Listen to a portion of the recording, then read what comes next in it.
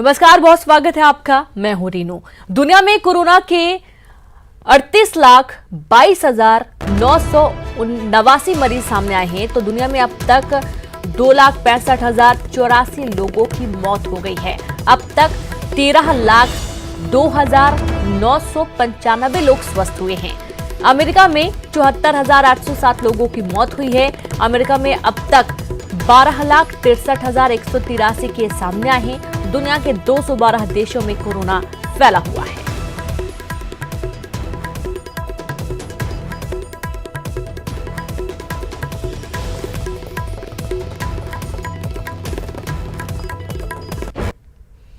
देश में कोरोना मरीजों की संख्या 53,000 के करीब पहुंच गई है। दुनिया में 14वें स्थान पर पहुंचा भारत। देश में कोरोना मरीजों की संख्या हुई 52,952। तो वहीं देश में कोरोना से 1,783 लोगों की मौत हुई है। अब तक 15,267 मरीज स्वस्थ हुए हैं। 35,902 लोगों का इलाज चल रहा है। महाराष्ट्र में 16,758 लोग संक्रमित हुए हैं।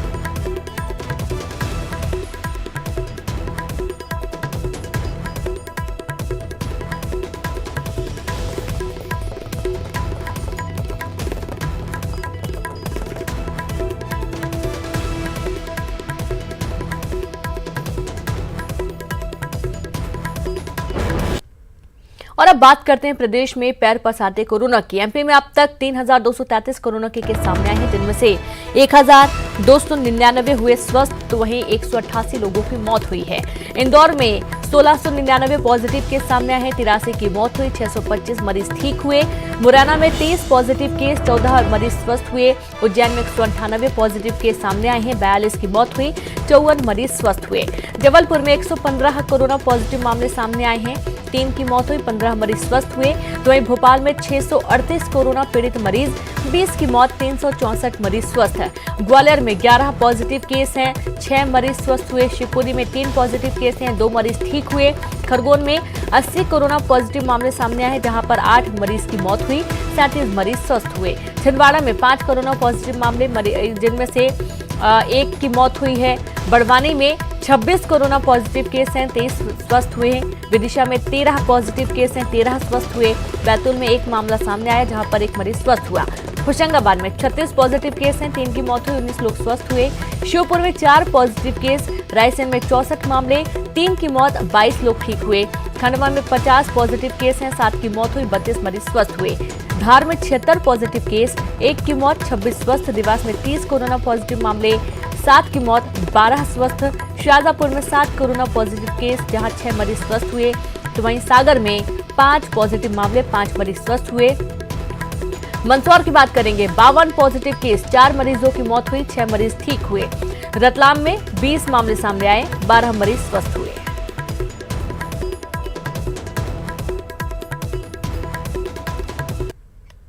तो न्यूज 18 पर इस वक्त की बड़ी खबर, जहां श्रम सुधारों को लेकर आज बड़ा ऐलान कर सकते हैं सीएम। श्रम सुधार को लेकर होगा एमपी का नया मॉडल लॉन्च। तो वहीं रोजगार के अवसर को बढ़ावा देने की तैयारी, 1000 दिन की कार्ययोजना बनाने की तैयारी होगी।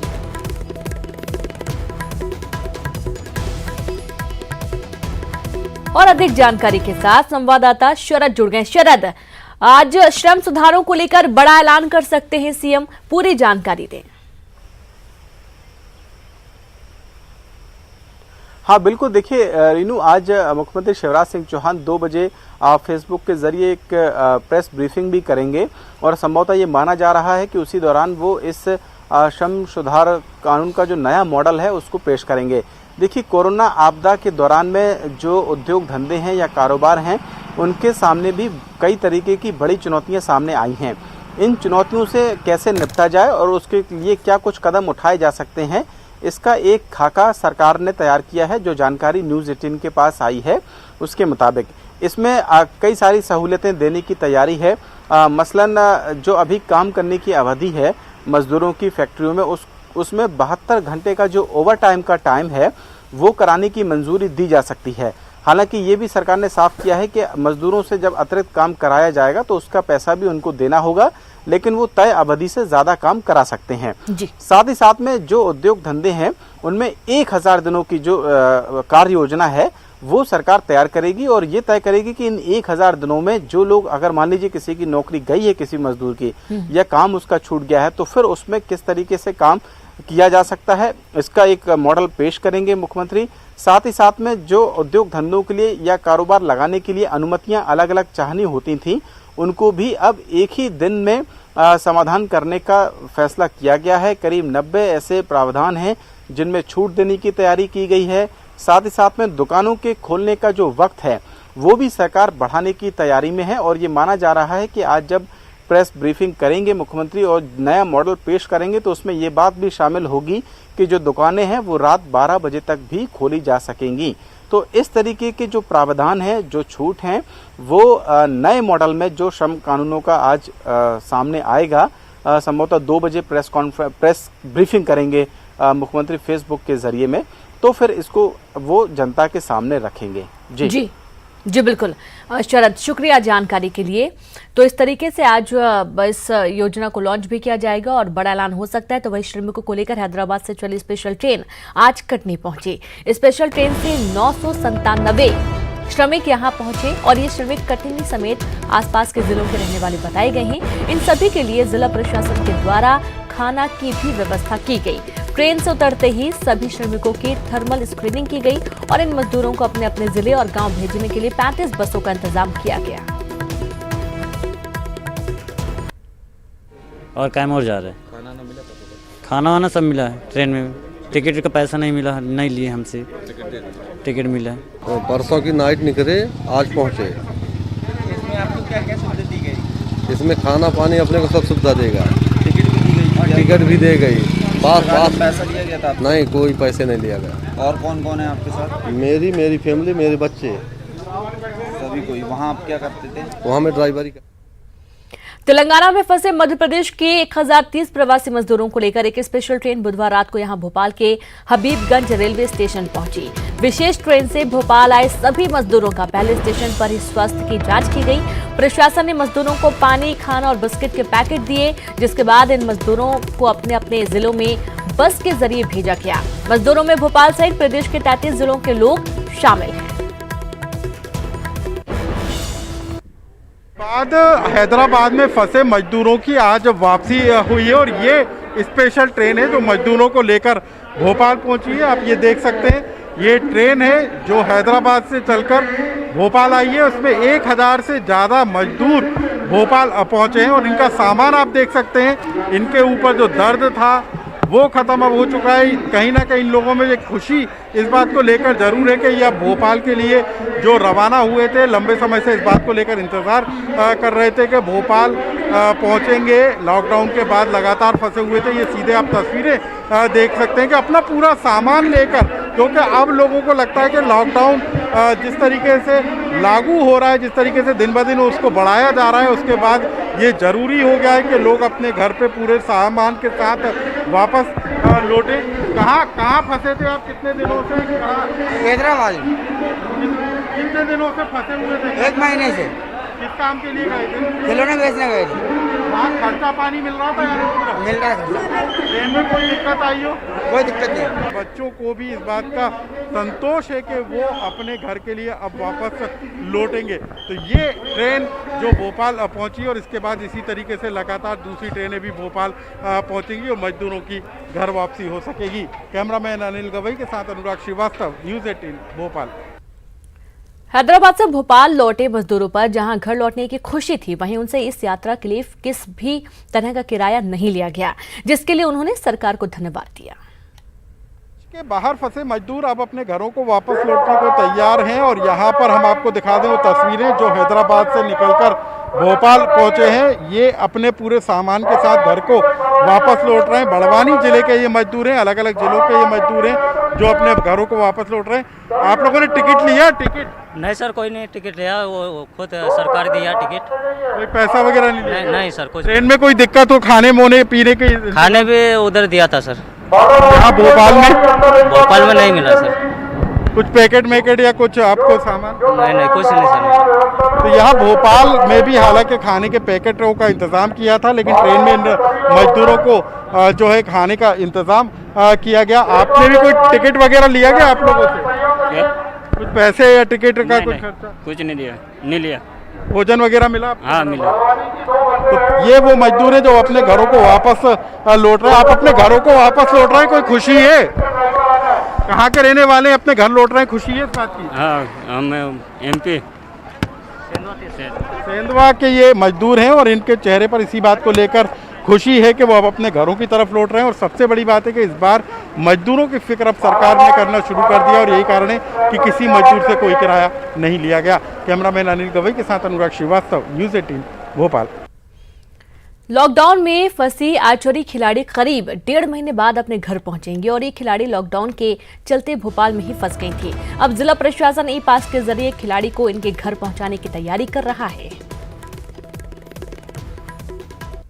बहुत से लोग एक जगह से दूसरी जगह पर फंसे हुए हैं। ऐसी है एक तीरंदाज खिलाड़ी है अनुष्का, जो कि दिल्ली ट्रायल देने के लिए गई थी और उसके बाद जब भोपाल लौटी तो यहाँ पर लॉकडाउन में फंस गई। अब वो अपनी माँ से मिलना चाहती हैं और माँ से मिलने के बीच का जो रास्ता बहुत आसान बनाया वो भोपाल कलेक्टर ने, और कैसे उनका पास बना, कैसे वो अपनी माँ से मिलने पहुंचेंगी, उन्हीं से जानते। अनुष्का, कैसे आपकी इतनी मुश्किल भरी जो राह थी माँ से मिलने की वो आसान हो गई?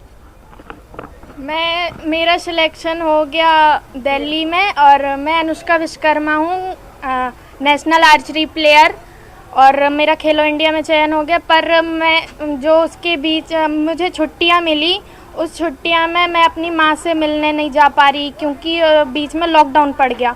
और हाँ, लॉकडाउन पड़ गया और फिर इसके बाद हम लोग यहीं पे फंस गए 40 दिन। अभी हम लोग 40 दिन रहे हैं और बहुत ही ज़्यादा परेशानी हो गई हमको यहाँ पे माँ से मिलने का, और अलग याद आ रही थी। और मेरी माँ जो है वो बहुत बीमार पड़ गई थी मेरी याद में। अब मैं खुश हूँ कि मैं घर जा रही हूँ और कलेक्टर सर के लिए बहुत बहुत ज़्यादा शुक्रिया क्योंकि मैं घर जा रही हूँ। Thank you. मेरे लिए एक भगवान समान आए हुए हैं और मेरी मदद किए हैं। और 3-4 दिन से बेटी ने खाना पीना भी नहीं खा रही थी माँ के याद करते हुए, और धन्यवाद मैं कलेक्टर साहब को देता हूँ। तो बिल्कुल सर, किस तरह से पास आप देने के लिए पहुँचे हैं और सरकारी गाड़ी भी? बिल्कुल, जैसे कि कलेक्टर महोदय को ये संज्ञान में आया कि बच्ची काफ़ी दिन से फंसी हुई है, हम उनके लिए तत्काल उनको आने जाने का पास उपलब्ध कराया और ये पास मैं स्वयं कलेक्टर साहब की तरफ से लेके आया हूँ। और ये गाड़ी जो आप देख रहे हैं, ये गाड़ी उन्होंने सरकारी उसके लिए अटैच की है, व्यवस्था की है, और ये अब रवाना होंगे मंडला के लिए। तो बिल्कुल, जिस तरह से जो बच्ची है, खिलाड़ी अगर कहें, खिलाड़ी तीरंदाज खिलाड़ी अनुष्का, जो कि 40 दिनों से भोपाल में ही फंसी थी, घर जाने का इंतजार कर रही थी, लेकिन अब जिला प्रशासन ने उनकी इस जो परेशानी है उसको दूर कर दिया है। सरकारी गाड़ी यहाँ पर उपलब्ध कराई है, पास की व्यवस्था भी करवाई, यानी 40 दिनों बाद अब खिलाड़ी अनुष्का अपनी माँ से मिल सकेंगी। और जो माँ से मिलने की उनकी इतने दिनों की कोशिशें थी, अब वो भी जिला प्रशासन की पहल से सफल हो पाई हैं। कैमरामैन दीपक कुमार के साथ रंजना दुबे, न्यूज़ 18 भोपाल। और यहाँ पर वक्त एक ब्रेक का है, हम जल्द हाजिर होंगे।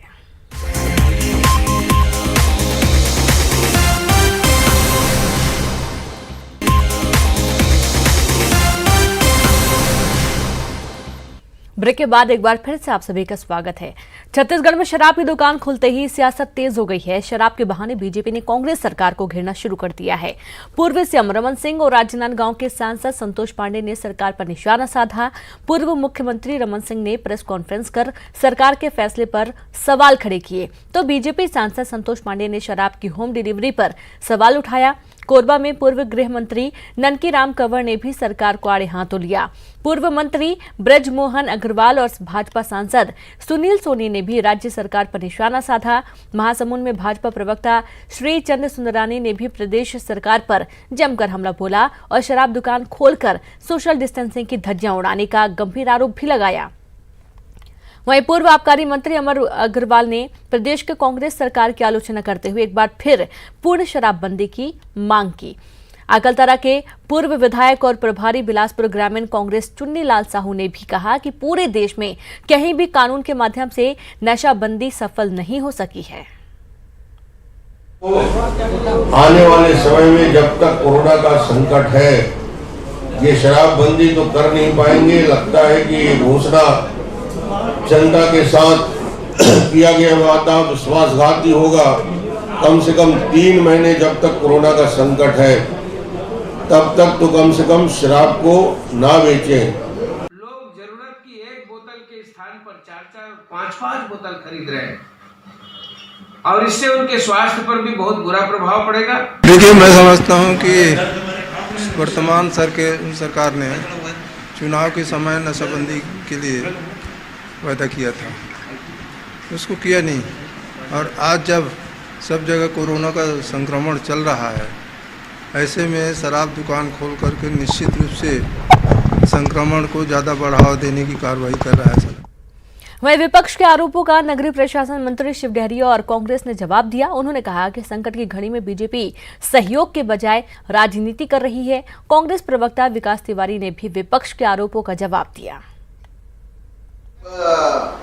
हमारे माननीय भूपेश बघेल जी की सरकार कोरोना वायरस संक्रमण के संबंध में और राज्य में जो विपत्ति आई उससे निपटने में पूरी तरह से सक्षम होकर काम कर रही है और पूरे देश में एक अच्छे राज्य के रूप में उदाहरण प्रस्तुत किया है सभी क्षेत्रों में।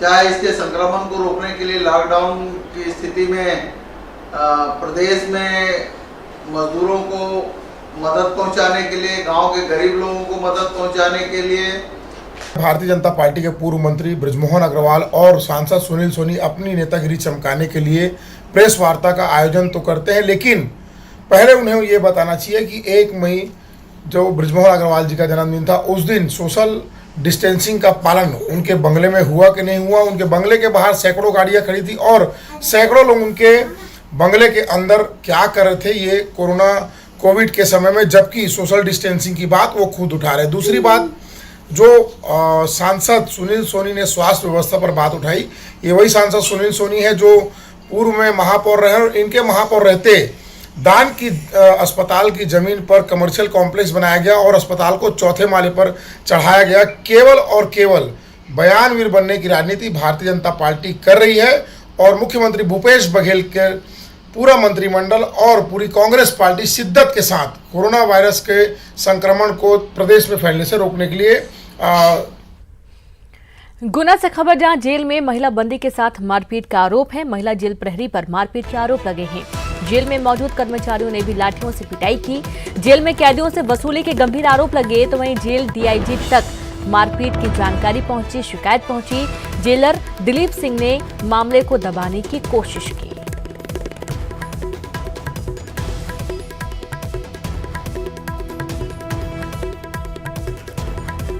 और अधिक जानकारी के साथ संवाददाता विकास जुड़ गए। विकास, जेल में कैदियों से वसूली के गंभीर आरोप लगे हैं, पूरी जानकारी क्या है? रीनू, लगातार जेल प्रबंधन पर, जेल के अंदर जो कर्मचारी हैं उन पर वसूली के लगातार आरोप लगते रहते हैं। भ्रष्टाचार की कई ऐसी बातें, कई ऐसे मामले रहते हैं जिनको अक्सर दबाने की कोशिश की जाती है।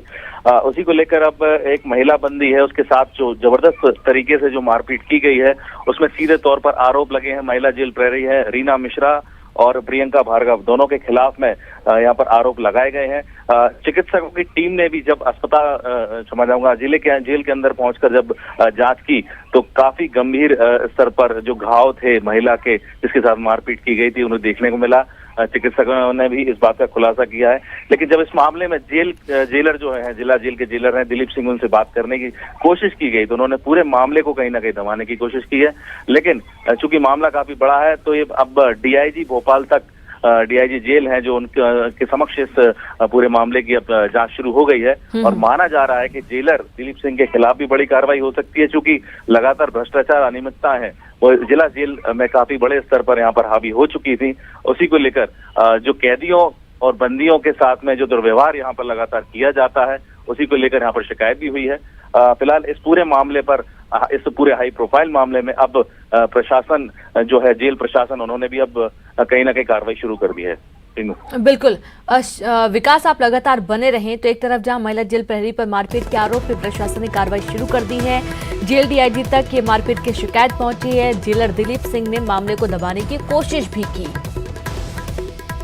और एक और अहम खबर गुना से है, जहां गोचा नदी में तेज रफ्तार कार पुल की रेलिंग तोड़ते हुए जा गिरी। हादसे में कार चालक समेत 2 लोग गंभीर रूप से घायल हो गए हैं, जिनको इलाज के लिए भर्ती किया गया। स्थानीय लोगों का कहना है कि कार काफी तेज रफ्तार में थी और पुल पर आकर अनियंत्रित हो गई और पुल से नीचे गिर और संवाददाता विकास जुड़े हुए हैं। विकास, कार रेलिंग तोड़ते हुए नीचे गिर गई है, इसमें कई लोग जख्मी हुए हैं, क्या हालत है उनकी? तो विकास से फिर से बात करने की कोशिश करेंगे। आपको बता दें कि तेज रफ्तार कार रेलिंग तोड़ते हुए नदी में जा गिरी और हादसे में कार चालक समेत 2 लोग गंभीर रूप से जख्मी हो गए हैं, जिनका इलाज किया जा रहा है। स्थानीय लोगों का कहना है कि कार काफी तेज रफ्तार से थी और पुल पर आकर अनियंत्रित हुई और पुल से नीचे जा गिरी और इसके चलते इतना बड़ा हादसा हुआ। तो हालांकि जो चालक समेत 2 लोग हैं वो गंभीर रूप से जख्मी हैं, उन्हें अस्पताल भर्ती किया गया जहां पर उनका इलाज जारी है। लेकिन तेज रफ्तार कार, स्थानीय लोगों ने बताया कि काफी तेज रफ्तार में कार थी, जिसके चलते बैलेंस बिगड़ा और कार नदी में जा गिरी।